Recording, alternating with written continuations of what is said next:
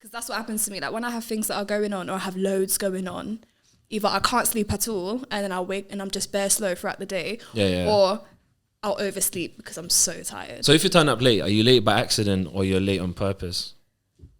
Because I'm never late on purpose. Yeah. I'm maybe disorganized on purpose. So in the morning. This is what I'm saying. So there was recently I was coming late to something. I can't remember what it was. I was coming to see Aladdin. Yeah, I was coming to pick him up actually. That was when we went to do So what happened is that day I needed to go gym. I had to go gym. But I knew if I'm gonna go gym, I'm gonna be late. Yeah. But I was like, I can't miss gym. Yeah.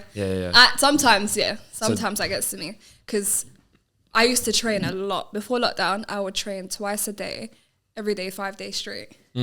I'd have a one-to-one session with my coach in the morning, and then in the evening I'd either do like circuit or like upper body or lower body, whatever, like abs, whatever. I'd do something every day, every evening. Like I have to. And then lockdown happened and I started coaching. And then it all kind of went out the window, like, because I was building up clientele coaching, and then on top of that, I was doing everything else that I was doing anyways. I had no time to go gym. So what I would do is I would either like walk or run half my journey because I have to take train everywhere, or like I'd try fit in things or reach certain steps and stuff like that. And it would low-key slow down. Like if I'm a bit late, then I'm going to be a bit late. But me, myself, if I don't have time to train, this is my alternative, and I'm going to just do it on the way there. Yeah. So far from the couple of times I've met you, and from me seeing you, what you've been doing in terms of like your podcast and all these other things that you're doing, like, would you class yourself as a busy person? 100%. And how do you manage? Like, is it too much? Is it something that's... Do you know what? Loads of people have asked me that. They're like, how do you manage? Like, you do so much and da-da-da. Do you know what it is? Everything I do aligns with my purpose. Does that make sense? So like I allocate my time wisely. And I've always said, I don't, you know that saying, I'll sleep when I'm dead, or or like sleep is the cousin of death. Like certain rappers said back in the day. But it's, with me, it's like, first of all, I pre-plan a lot. Like especially things that I can pre-plan, like recording, stuff like that. I schedule that in a month or two in advance. So it's solid, it's there. Things like classes, things I have to attend and there's dates for them, I'll pre-write them all in. And then obviously as the months come, for example, in November, it's been one of my busiest months. And I basically had something pre-booked in almost every day. And then every week, there's something else. You got to add something in and it's just like... Because you pre-booked a lot of stuff from before anyway. Prior, and that's it. Like my December for me is big, is packed. I squeezed in a week holiday. I'm going to Turkey on the 13th from that Monday to that next Monday, and I pre-booked that last month. But every single day, I'm talking even the Sunday before, I'm doing something every single day prior, and the weeks that I come back, except for Christmas Day because there's something to do on Christmas Day. But I'll probably just sleep throughout the whole day, I'm not going to lie. do you ever have that thing, this happens to me a lot, where like on Saturday, I'll have an empty weekend, or empty week, sorry, the following week will be empty. And a Sunday, I'll have a packed week. Within one day, shit will just fill up the week, and now I have nothing to, like I've just got do you know what it is? The whole week. No, but I've had that like impact. So like, for example, the last 2 weeks of November for me, if you asked me a week ago, I would have had like my uni scheduled in, my like podcast stuff scheduled in, this, because we pre-booked this, and then that's it really. But now I've got to shoot all next week, so I'm on set all next week, put that in a couple of days ago, and then obviously I'm doing my TV appearance on Monday, plus I've had like events for work coming up and all these sort of things, and now I've got every day's packed. And then my best friend's birthday's coming up.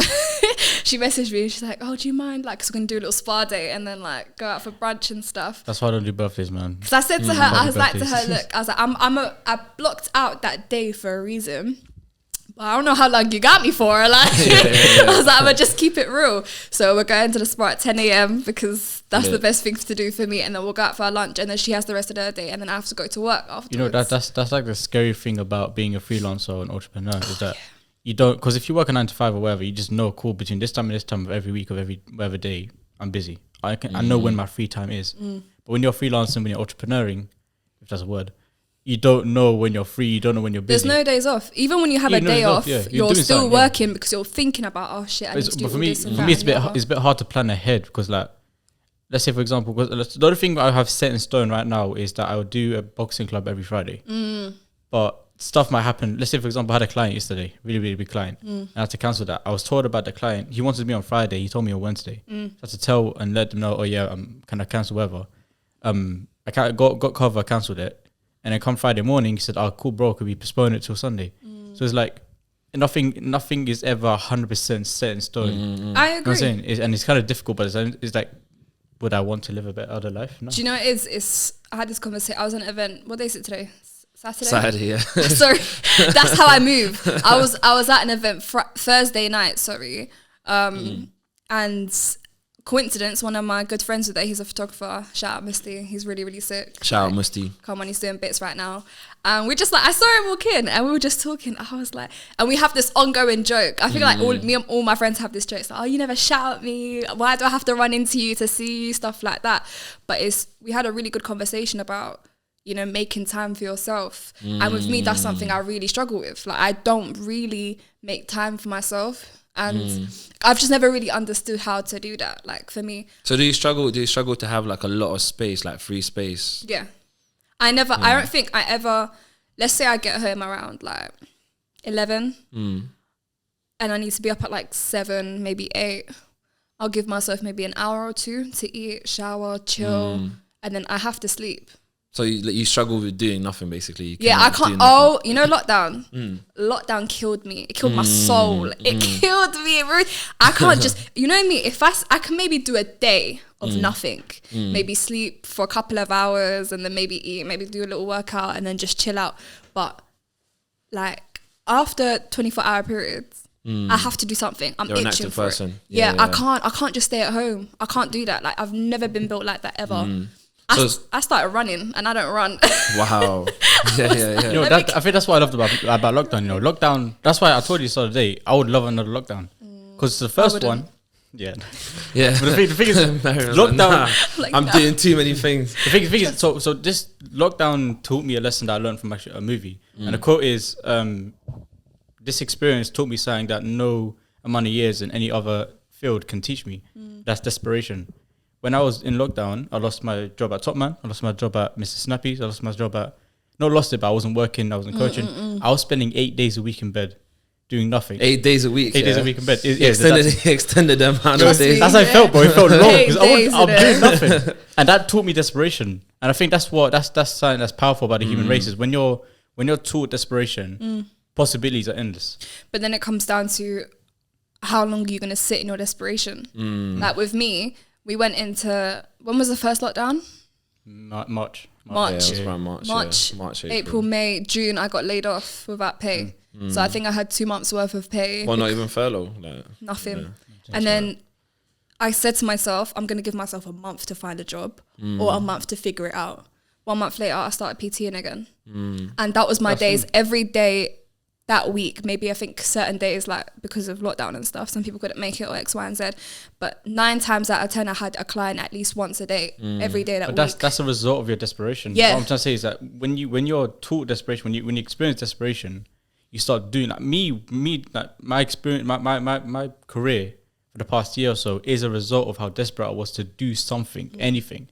But even like, for example, like you enjoyed it. Yeah. So that goes to show that you handled your desperation better than I did, because I couldn't take it for more than a month. Do you understand? Whether I think there's positives in both situations, but you found a comfort in, you know what, just I need a break and I can just chill and I'm okay with it. Whereas with me, I was like, okay, I need a break, but my break is going to be capped to 4 weeks. But you know what? But you got to learn a bit more about yourself during that time. Yeah. Even though it's not something you particularly enjoyed or it's not something that was pleasant to you, you got to learn a bit more about yourself. That sort of environment is not for you. 100, yeah. You know. Speaking of cancelling, because obviously Aladdin was talking about cancelling not long ago. Someone cancelled him. I want to talk about cancel culture. That's actually been on my mind for a little while. Wait, you cancelled me? No, your client cancelled. I thought I got cancelled. What? Oh my god. Yeah, I don't know. What's your both of yous, I guess? What's your thoughts on cancel culture? Because it's something that's been bothering me for a little while now, and it feels like internet has got so much. People on the internet has got so much power. I think people think that they have so much power on the internet. I don't think they have as much power as they think they do. That's one thing. And I think cancel culture is very useless because 9 times out of 10, you're going to cancel someone over something dumb or something that happened to them or they went through or said when they were. Or something that might not even be true, right? Do you understand? Yeah, yeah. It's all assumptions. It's all like you might have maybe a tweet from 10 years ago, say an influencer's 24. 10 years ago, they were 14. They might have said something stupid. Like we all do shit when we're dumb and young, and it is what it is. But even when things like serious things happen, cancel culture isn't the way to go about things. Do you know what I mean? But you know what? I think it's interesting about what you said. You said it's useless, and I think you made me think about it in a way where it also takes away from the possibility of having that conversation. That's what I'm saying. That the person's being cancelled for. It's almost like an escape or runaway technique. Like, hey, like this is going on. Let's cancel that person and not talk about this. And I think cancel culture is a form of injustice. It's like you're not allowing the person who's being cancelled or whatever, you're not allowing them to say their piece. It's either forced out or it's like, we're going to embarrass you to a point where you're not even going to want to say anything. And all the allegations might not even be true. So on that note as well, do we have freedom of speech? Because I don't believe we do. I've always said that. I don't believe every single person in this world, let alone the country, has freedom of speech. Yeah, because right. if I said something that didn't sit well with a certain group or a population or a certain person, there's a consequence. That's just what it is. That's not freedom of speech. Do you understand? Yeah, that's crazy. And we're, as a human being, we're meant to have the freedom of speech as a right. Anyways, that's meant to be a given. Yeah. And it's not something we have access to anyways, because suddenly, like, look, for example, Wiley, look what happened to him. Like he just said. That's even a problem. I think we're almost taking away freedom of understanding as well. Like when something like Wiley, like his situation happens, no one gave him a chance to even try and understand what he was trying to say. And if you did listen to what he was trying to say, it was taken completely left. It was completely taken. It was like it was in this little box and you've heard 1 or 2 comments and you've pulled it out and dashed it all over the area when it's not meant to be over there. What he was saying was completely different. Do you know what's funny? I think the cancel culture is all about people being not comfortable with having uncomfortable conversations. Yeah. Hundreds. People don't want to have the conversation, you know what, let's just cancel that It's person. it's like people that don't like confrontation. They'll let it bubble up or they'll go say it to somebody else and it will spread. It's like Chinese whispers. That's why I just believe stuff like that is useless. So what would be your limits for cancelling someone? Ooh, like what would I cancel someone over? Yeah. Like R. Kelly's cancelled to me, Yeah, for example. definitely. But like, that's all like, I don't know if you guys remember the Dutch Valley situation. Yeah. Like, whether it's true or not. But that's the thing, I feel like he got cancelled too quick. He did get cancelled too quick. Yeah. And my thing is, as a audience member or as a consumer, whatever it may be, it's a difficult topic because I don't know the facts. One person is saying this thing, your sister's backing you, and then there's other people actually coming out of this. But that's what I'm saying. There was no actual evidence, like real evidence, to cancel someone over. Like people can alter. I think there was Instagram message, but yeah. what I'm trying to say is like someone could say something entirely different 100 around certain things, and you can edit it. unsend and edit stuff, and it might look like something else. And I think with me, the limit is as soon as something comes out that extreme, whether it's any form of sexual abuse, rape, pedophilia, whatever it may be, anything in that, any form of abuse. Yeah. For me, I feel like I have the justification to cancel you if I feel to. Yeah. Whether it's true or not. If it's not true, then like, may God forgive me. What about speech? Would you cancel anyone over speech or derogatory terms? I don't think I would cancel you over it, but I just would not support you. Yeah. But here's the scary thing about cancelling people. With like cancelling someone can like fuck up your life. 100. Completely. So like Dutch Valley is a big example. I'm assuming he was innocent, right? Like he didn't do none of the stuff he was accused of doing. We don't know. We don't know if it was innocent. We don't know. Or if it was It's guilty. very unclear. Yeah. Okay, cool. Hypothetically, let's say he was. All that, like everything, all his work has been now Debunked. like, you know what I'm almost. saying? Gone rid of.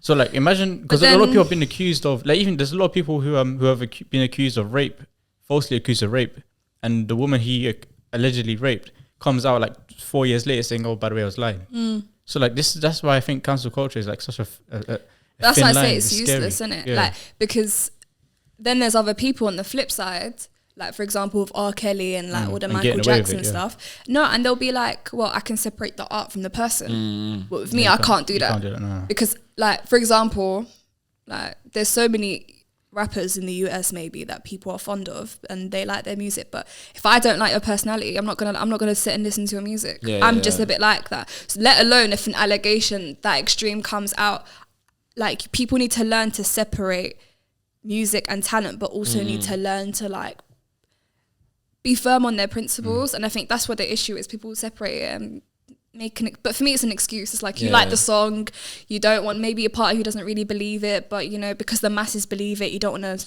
be the odd one out or whatever. So you just say, okay, cool, I can separate the art. Not everyone. He's a prick, and it's just like not everyone want to stand up for what they believe in as well. It's a bit tricky because me personally, I don't like drill music in it. Like the whole cancel. No, so I don't like, the reason why I don't like drill music is I don't advocate the stuff that people do in their spare time, like drill artists, a lot of them, not all of them. But I'll listen to Body, or I listen to, like when I'm saying, I listen to these tracks because one, they're popular, and they're popular for a reason because they're actually quite banging.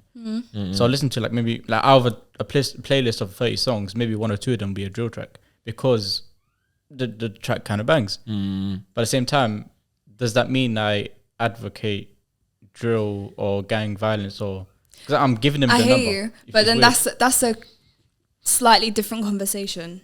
And the reason why I say that is because drill music has always been about. Do you understand? It's not new.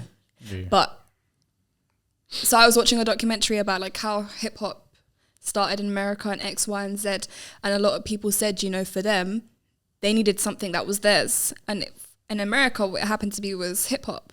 And I think it's the same sort of thing that translates over here, like ends, rough areas, people that just grew up around poverty. It doesn't necessarily mean everyone's involved in those gang violences, like you said, but it's just kind of embedded within the communities that they lie in, right? But they've always had like grime, drill, all of these pieces of artistry that we can own as, yo, these things that started in our communities. Like how proud are we to know that, you know, people like Kanos from East, like we'll rep East like because there's people that have come out of certain situations and they've taken that and been like, this, just because this is my style of music or my style of genre doesn't mean that it's automatically meant to make you feel violent or angry. Yeah, it's an expression, right? It can. I'm not going to say you're going to listen to a drill song and you're going to start smiling and laughing. Like, no, it's sometimes if you're in that mood already or you're kind of already there, you might put that on to completely land you into that emotion. Do you understand? Yeah, but it's a form of expression that allows minorities to just hold on and be like, yeah, this is something that's ours. And the fact that it's made it into mainstream music and it's now like pop culture and it's now all of these things is a big win, whether we like to hear it or not. But you know, I always question as well, like, even though it's made it to the mainstream, it's like, who's actually profiting off of that, you know, in the mainstream? That's a whole conversation, man. What do you mean? Like, so for instance, like, you know, like who owns the music labels, you know, and who are owning the distribution companies? It's all the white people. Yeah. And you know what the interesting thing, so in terms of drill music, right, I'm a bit like, I don't know, I'm kind of 50-50 about it. I'm not going to say... So am I. I do believe that, like, for example, I've experienced it, but like, if I'm annoyed or I'm angry, like, me and my girls might put on a drill song and we'll be singing it and we'll get hyped, and now we're pissed off for no reason. We've depassed like a certain emotion. But I think for us to blame music or to blame something... Like if I listen to a drill song, I'm not gonna go and kill somebody. Yeah, no. I think personally, that blame is a disconnect. Yeah. That's like saying that you lot haven't heard about the Dark Knight happening. So Dark Knight is obviously a Batman movie, and the villain in that movie was the Joker, and obviously Joker's known for being like a crazy kind of psychotic kind of guy. And I think it was one of the opening screenings. Someone came into the theater and just started blamming up the whole theater. And people attach the violence to the movie and the character of the Joker, which is when the Joker came out 2019, the solo movie. People kind of scared and whatever, and they're saying, "Oh yeah, just let's cancel this movie because here's an example of what happened before." It's a form of shifting blame, and it happens in everything, not just music or film or whatever. It happens in politics every day, and we don't really notice it that much because it's not that black and white. Like with a song or a piece of music, you can easily cancel a song. It's under 4 minutes. You can get rid of that. You can just take it off streaming networks and keep it moving. But with like political situations and like wars and X, Y, and Z, that's something that it's not just dangerous. Like what's done is done. The damage is done. It's not like a song you can just take it off a streaming network and keep it moving. Like, no, you've killed people, people's lives are ruined, X, Y, and Z, and we're shifting blame because of a certain agenda.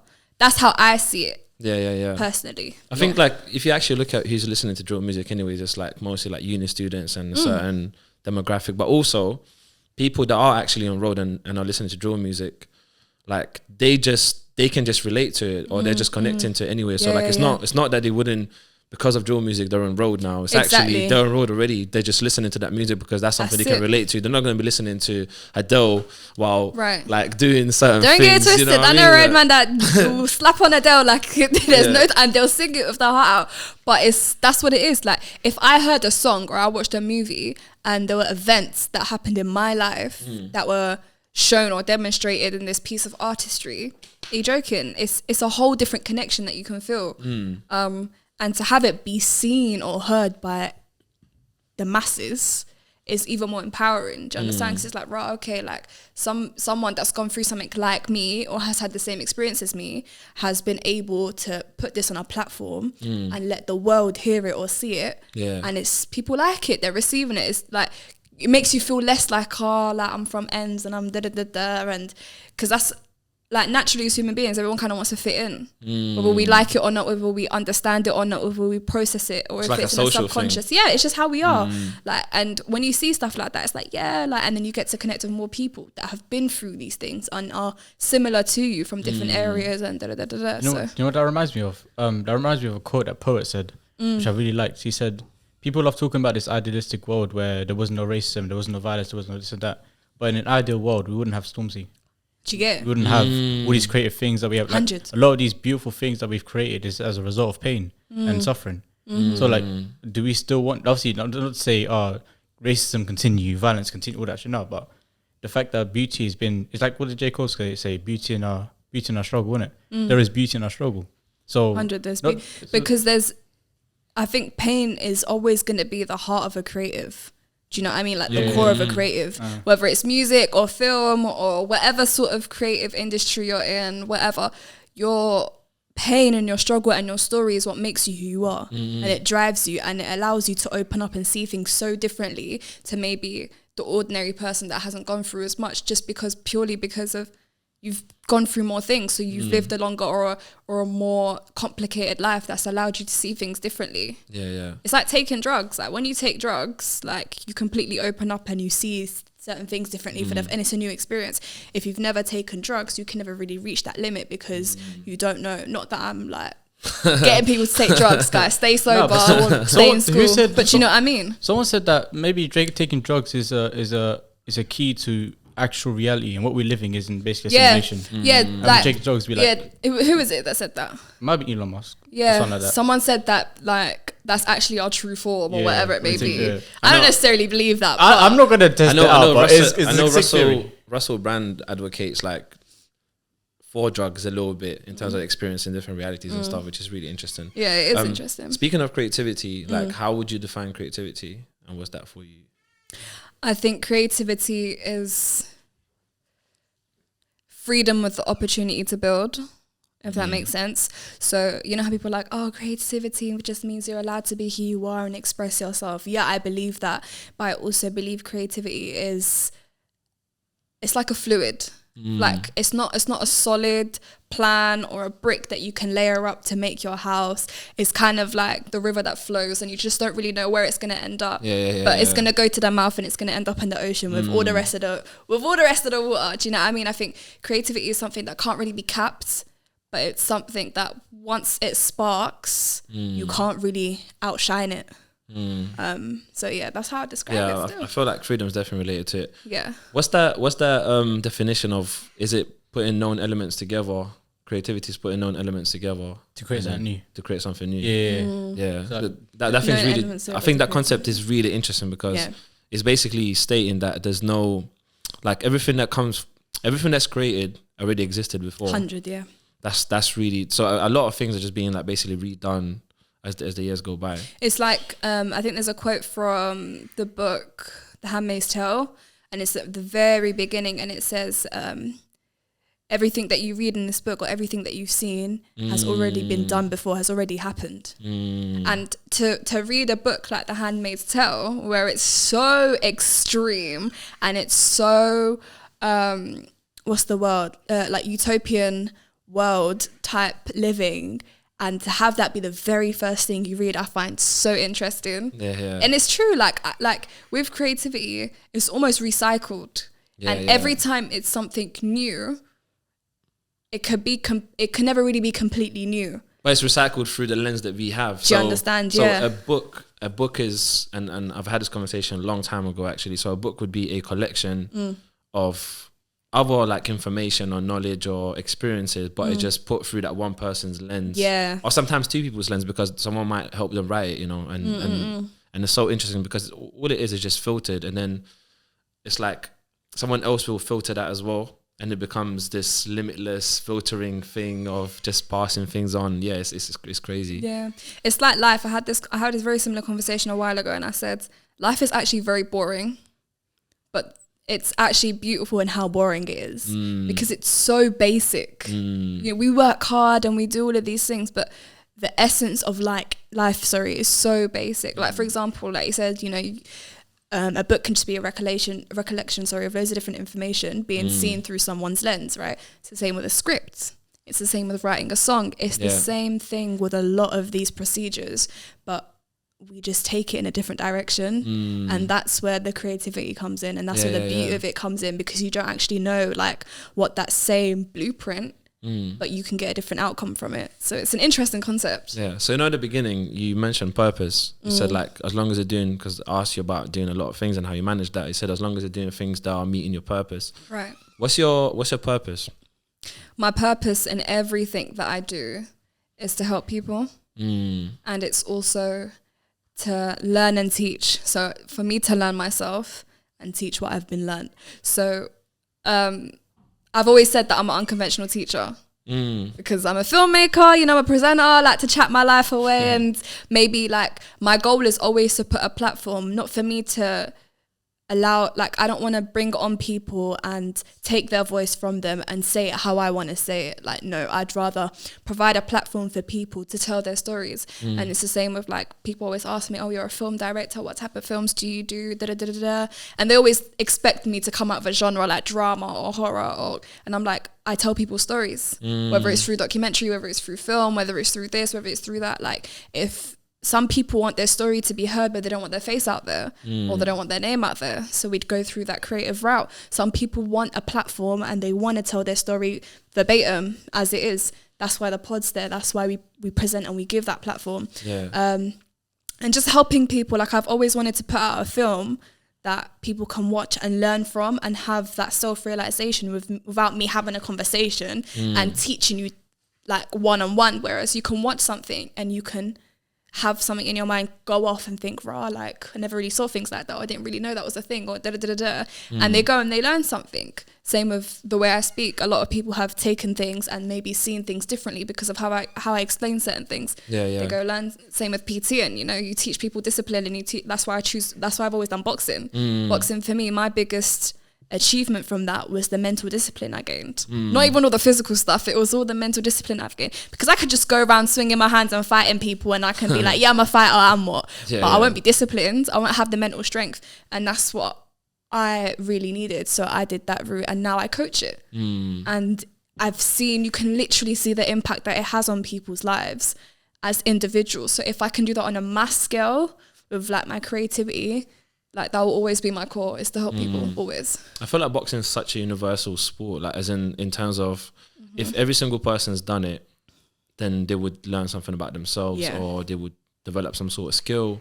I think it's an amazing thing to get into. Definitely, I recommend it. You know what one of my favorite quotes from a movie is? Go on. And you might actually recognize it, is all my friends are fighters, and here comes a guy spending his whole life avoiding a fight because he knows he'll win. And it's basically Black Widow talking to the Hulk and talking about how like this guy, he knows he's gonna win, and he knows that when he does win, it's not satisfying. It's not a nice ending. It's not a happy ending. It's the end. You know what I'm saying? Yeah. So what does winning mean though? That as in like winning the fight. When you win the fight, nothing good comes after. That's why a lot of people say, you said as well last week, I think, learning to fight hasn't taught me how to fight people. It's taught me why I shouldn't fight people. Because I've learned that Trust me, fighting is useless. Do you know what? Actually, that's true, because after I started boxing, I used to be a very like hot-headed kid, Aggressive. and I wasn't aggressive. I was just hot-headed. So like, and I was very quick to just throw hands for no reason when it's really not that necessary. But now that I'm like a qualified boxing coach, You don't want to fight. there's no way. It's going to really, really take me a lot for me to put hands on anybody. Yeah. But it's only because I understand my capabilities. It doesn't mean that I necessarily know I'm going to win, but it knows I'm skilled enough that if I really wanted to knock somebody out, I could. It's like you so understand, I'm just going to avoid it. You understand the power of a fist. Do you get it? I'm saying, so when you've learned to fight, you understand the power of what you have. And you understand that no matter what happens, this can never end good. That's it. Either I break his neck and I go to prison, or I get my neck broken, I'm dead. Yeah. Either way, no one wins. There's no good result, You know what I'm yeah. That's like the power of learning how to fight, and then obviously then showing it and sharing it to other people, whether it be young or older. It depends on your field, doesn't it? All right, so while we've still got some time, I want to talk about female empowerment a little bit. Whoop, whoop. Go on. So I'm all about female empowerment as well. Okay. Just to be clear. Love that. Had to make sure. But before I'm going to ask you what female empowerment means to you. I've had this insight today, and I was thinking there's a lot of like movements happening around like female empowerment, and there's also like movements happening around male empowerment as well. But there's not much happening around like kind of bringing the two together in the same space, because I feel like sometimes that's what's missing. And those conversations between each other, and just kind of, because like, look, like people can be in the same space as the same gender, but then if they don't have access to having a conversation with a different gender, they can't actually learn or see a different understand. perspective. And I think that's where the magic happens in that I exchange. agree. I also feel like the reason why those areas are separated to begin with is because they're not accepted by the other gender, or it doesn't align with what the other gender had in mind. So that's how they became separated. I think now within our generation, we can say that. We can say we should have an open space, because the men in our generation are more open and more supportive of female empowerment than they were maybe 50 years ago. Do you understand? But that's kind of, it all comes down to history. Everything we do comes down to what happened before us. What did they do? Did it work? Didn't it work? Okay, we're going to do things this way. And that's just where we are right now. I feel like with female empowerment, as women, we're at a point where we don't even need a man's validation. Like we can start our businesses, we can work together, we can build each other up, and actually not even just be in those positions that men are in, but surpass them without your support. So I think when you've been conditioned to be a type of way for a very long time, and you finally break out of that, whether there is support, sometimes it's not even necessarily wanted anymore, because it's either way too late, or they're at a point where they're so over having help, they'd rather do it themselves and build and prove to themselves that this is what it is. So it is a difficult conversation. Like I've always said, unity is the key to a lot of peace and a lot of success. But with stuff like that, for example, the pay gap is still a thing with like teachers and, traditional job roles, the NHS, stuff like that. And it's purely based on gender. And it's like I will never forget this. We had a teacher complaining to us about it. She was a history teacher when I was in secondary school. And she used to tell me that she used to get paid 25k a year. And another history teacher who was male, same role, same position, taught the same classes, same year group, gets 40k a year. That's crazy. They literally get half the pay. And it's like, what? But it's because it's so traditionally installed in laws and society and the way it needs to be. All these movements, don't forget, all these movements are very surface level. You might see them on the BBC. So some of them are tick box exercises anyway. Just do you get it? Just for workplace to go, we do all of this equality stuff. Exactly, it's all for show. A lot of the time it's image, but where are the laws being changed? Where are those old traditions that are sexist and racist and Islamophobic and all these things that they're supposedly trying to fight as a country and as a government, but your deep-rooted laws and your deep-rooted issues lie within those mindsets. Yeah, but I would definitely say that the times we're in now is definitely more catered for like female empowerment in terms of just being an independent woman and just being able to get, because because if you look, there's internet, there's all these other different platforms where people can actually make money now independently and by being who they are, you know, right, without being suppressed and whatnot. I'm not saying it's there yet. I'm just saying it's definitely in a better. Yeah, it's just definitely in a better. Looking at my face and no. shit. I'm just saying it's definitely in a better place than it probably was. Yeah. You know, like 20 years ago. Something to add on to what you said when we started this female empowerment conversation about how female empowerment and male side don't really kind of collaborate. That happens a lot with community groups. So Black Lives Matter, LGBT, Islamic like protests and whatnot, wherever. A lot of these kind of just groups don't really connect, and there's been a lot of situations where, let's say Black Lives Matter last year, there's a lot of people who were like, oh, we supported the LGBT thing when it was going, why are you not supporting us? And it's people like kind of keeping a note of, okay, cool, you supported me, cool, now I'll support you. And it's not really that many people kind of collaborating and say, you know what, it's not BLM, it's not LGBT, it's not this is us. I'm saying we are a human race, not a human. You know what's interesting? I think we're living in times where people's perspective is that their belief is better than someone else's. That's the scary thing. Man. So I don't even think it's that. I think people have reached a point where they think it's okay to pick and choose what to support, and they're not seeing it from a human level anymore. They're seeing it to what's convenient to them. Like, for example, when people were protesting for Palestine, I maybe saw 10% of the same people showing that type of love that they did for the LGBTQ community, for the Black Lives Matter community, for all these big communities. That for me personally, I went out and protested for all the ones that I could, because it's just about what's right and what's wrong. But when and this is something that the older generation, like my parents' generations, don't really understand. And because I've had a lot of conversations with loads of different people about this situation, and it's the same thing within each community, because they'll be like, oh, but when something happens to us, nobody wants to show anything, or you don't see it publicized, so you don't. But then when something happens to another group and like everybody rushes to go support them. And what we need to understand is it's not an us thing. It's not just an us thing, because we've been put in certain communities, we've all been bunched together as minorities, and what they've done is they've learnt to separate us through media publications. So you might have a certain group that gets more airtime or a certain situation get more negativity or more positivity. Do you know what's interesting? And it embeds separation. If, let's say, for instance, like, let's say a person went and stabbed like 10 people in central London, right? Yeah. If it's like an Asian person, they'll say it's a terrorist attack. If it's a black person, they'll say it's gang related.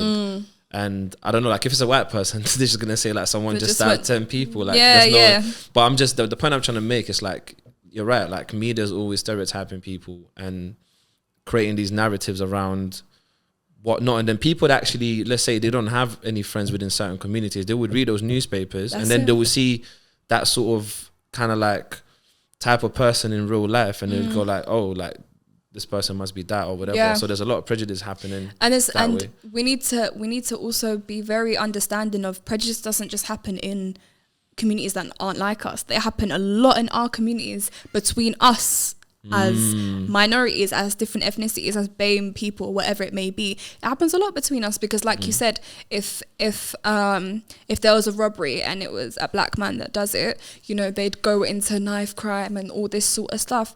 And then there might be certain people in the community that think, oh, okay, this is what these people are up to, because they might see one or two people that are actually a part of that look like them. Same with the terrorism thing, same with a white man doing like a lot of like, I remember whenever like something would happen with a white person, my parents used to be like, oh, he's probably just mentally ill. And it's like they've been so conditioned to just think that because of how it's been put out and portrayed that they've even given up trying to fight for anything. Yeah. And it's a problem. Like we all need to learn to see through that as minorities. They've put us all in the same bottom barrel of the boat, and we're all fighting and scrapping over that last piece of wood. For what reason? When we're all here to, why don't, it's like, for me, it really annoys me. I'm like, we should be taking over the boat, like, because as people don't understand, just because they're bigger in numbers doesn't mean that us coming together doesn't make us stronger, because we're different. We have different types of intelligence, different types of walks of life, different types of wisdom, like there's so much that can overpower that situation. But you know what, I think even coming together in from economic point of view as well, right? It's like if someone creates a business within their own community and then they can get money from their own community and then reinvest that money into the same community, that's powerful, because then that money is not going somewhere else. That's it. You know, and it's not going to feed a conglomerate that, do you know what I mean, that has 101 mouths. It's going to feed people that directly need it. Yeah. You know, some of the most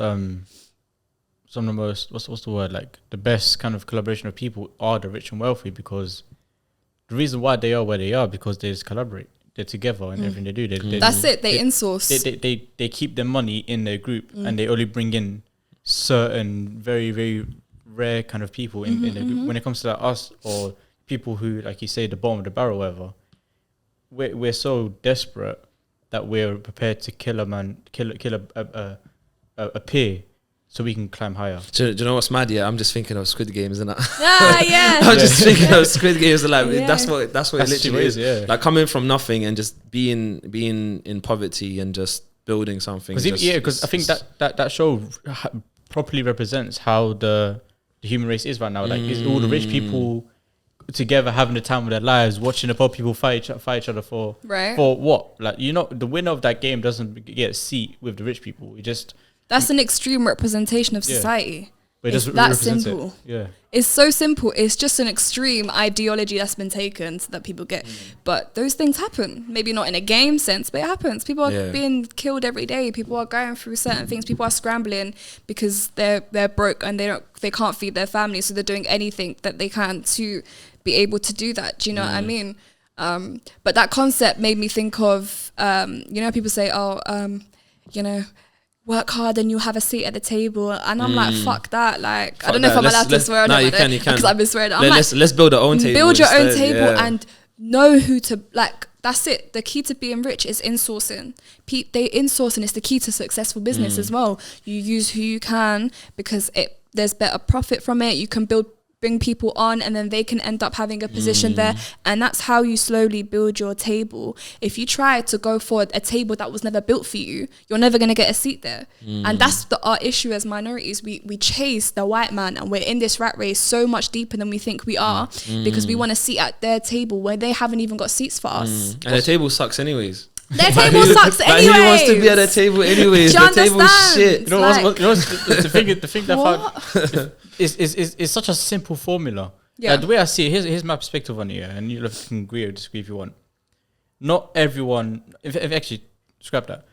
Everyone is not a jack of all trades. Yeah. People are a jack of a lot of trades, or maybe most trades or some trades, but never a jack of all trades, which means everyone is good at something. No matter how untalented and unathletic or on this or on that, you are good at something. And that something that you're good at can be used in collaboration with someone else. Example, you two are very, very personable, and you two have stuff that can be extracted and put as content. I know how cameras work. Bada bing, bada boom, we now have a podcast. Yeah. You feel me? We cast with trolls. No, I agree. If we do, it wouldn't be as good. But you know what I'm saying? Do you know what's mad? You just made me think about something. We trade on a constant basis anyways. Like, we trade conversations, right? We trade, I don't know, we trade energy. Everything's transactional. Yeah, like literally every single thing that we do is a trade. You know what I'm saying? Yeah, everything's transactional. You have to learn to use that to succeed, not as a solo, but as a group. That's it. You know, one thing something that I've learned in this life, no matter how much you think you do anything on your own, you're never on your own. Yeah. And with me, it's like, I think of it in a film way, like every person of my crew is valuable, because if one person doesn't know how to do their job role properly, this film will never reach the peak that it needs to reach. Do you understand? Like, it's like sound. People think like a gaffer or a sound man or whatever it may be, it's just, it just is what it, you know, if sound, you know, our eyes, we're trained, we're able to bear bad footage, but we really, really struggle with, really bad audio. Yeah. Audio needs to be pristine. Same with lighting. 85 or 80% of the experience is audio. Exactly. And it's like,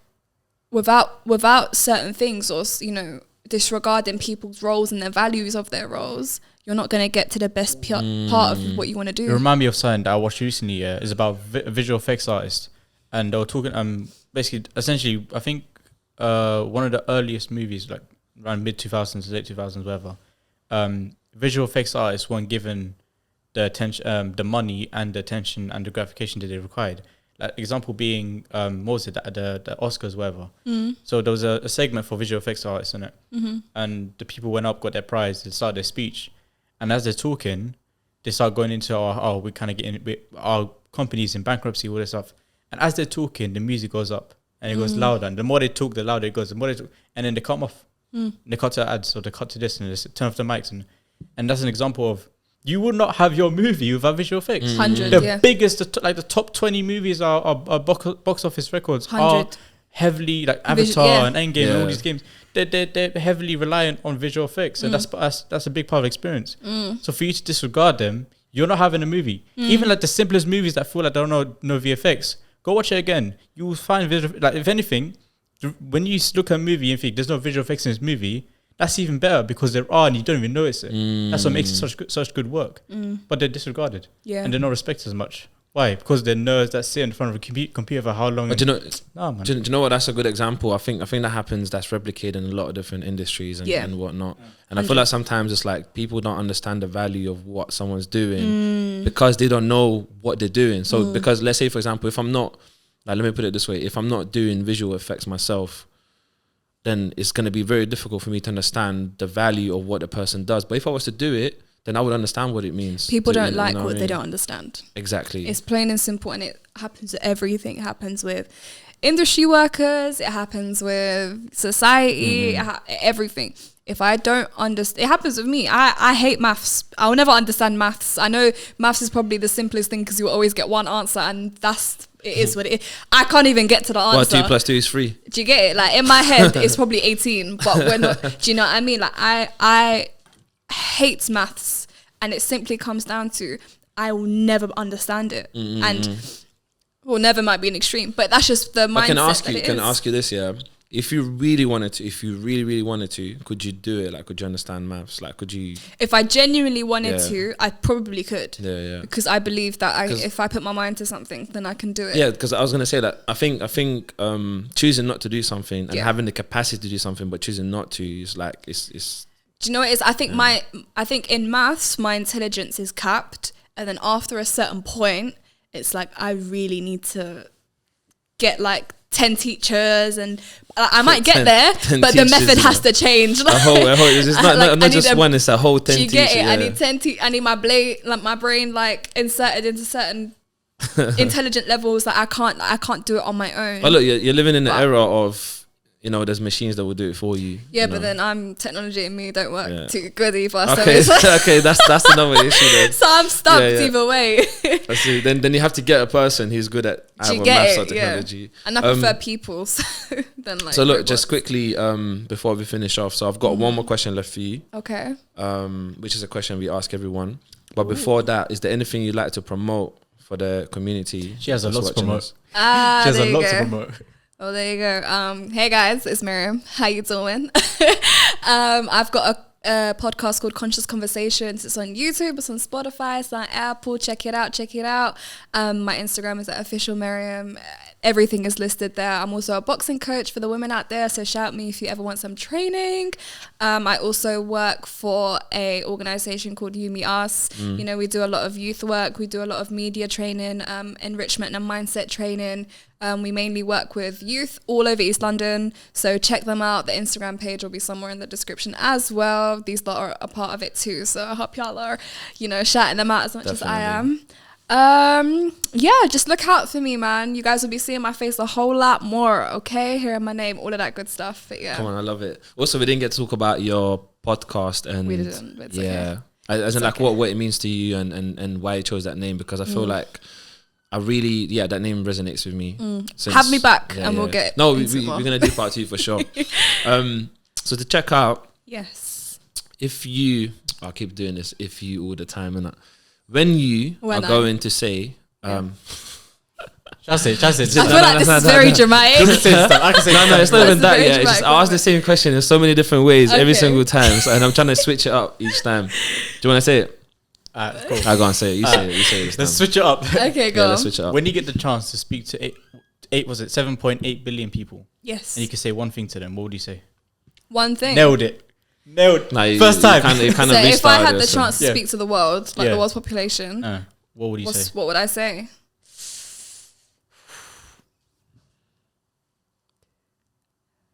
keep up your faith, stay strong, don't give up so easily. You know, life's unfortunate. There's always certain barriers that might be tailored to you because of simply who you are. You've got to find your peace with that and build outside of it. And focus on yourself, your family, and your fortune, your legacy. It's important. Like, the two things my parents have always said to me, my biggest piece of advice is always have money in your pocket and keep good friends around you. Those are the most two valuable things you will ever need in your life, because you'll never get into anything financially. And I know it's hard, especially in certain parts of the world and certain people, and you know, they have, again, different advantages tailored to your system and your lifestyle, but always have something that you're never in debt and you're never in a financial struggle, and keep good friends around you, because sometimes your friends are more valuable than your family. Your family is blood, but your friends are your chosen blood. So that's what I would say to people. I love that. And check me out, obviously. Definitely. Check me out. 7.8 billion subscribers. Come on, soon. Come on, soon come. Why not? Oh my gosh. But yeah, thanks for coming. Thanks for having me, guys. Nothing but gratitude. Yes, gratitude always.